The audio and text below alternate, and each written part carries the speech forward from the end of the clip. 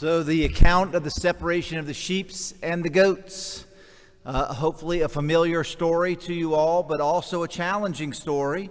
And I'll tell a thing I read this morning. I know some of you all have the Laudate app, and anyway, they do a little reflection on the readings, and part of their reflection today was the story of St. Martin Tours.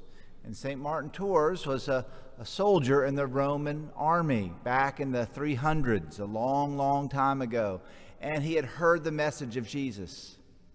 And he was attracted to the message of Jesus. And he felt himself being called to give his life to Christ and to be baptized, but he was reluctant. He was reluctant because he knew the demands of honestly being a Christian. So he wasn't sure he could do it. He wasn't sure that he just didn't know what to do. So he did not get baptized.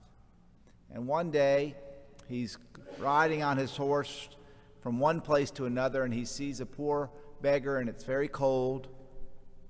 And he's moved with pity, and he dismounts, and he takes his cloak. And you can imagine the Roman soldier's cloak would be like a heavy blanket, that he would have. And so he has this big heavy blanket, and he takes it and he cuts it in half, and he gives half of it to the guy who is obviously cold.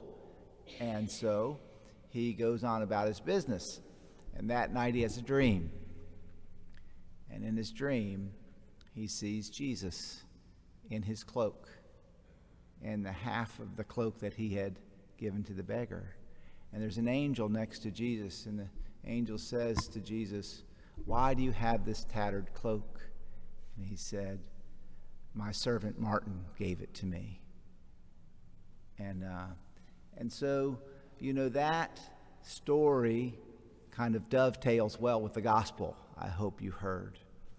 Now, the gospel is calling us to this recognition that if you want to do something kind for Christ, do something kind for your neighbor.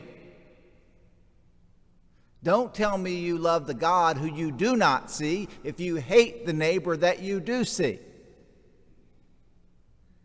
So the call to love God with all our heart, mind, soul, and strength, and to love our neighbor as we love ourselves. Now, that's simple, isn't it? It's a simple kind of moral calling, but it's not easy. Because as soon as you start to say, I want to be generous, and I hate to be this way, but we have all these over and over again, people have called me or called the office and said, somebody hacked Father Mike's email. I'm getting emails asking for money or for gift cards from Walmart or whatever it might be, right? Because people are using other people's generosity to steal, basically, right? And so we have an easy task to provide for the poor and the needy, and then it's complicated by sin, isn't it? But let me say, don't let that be an excuse. If you and I hear the call of our Lord to care for the poor, to visit the sick, to visit the imprisoned, to clothe the naked and feed the hungry.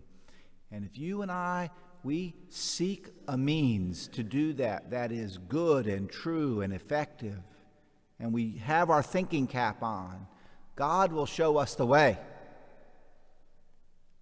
And it's not optional.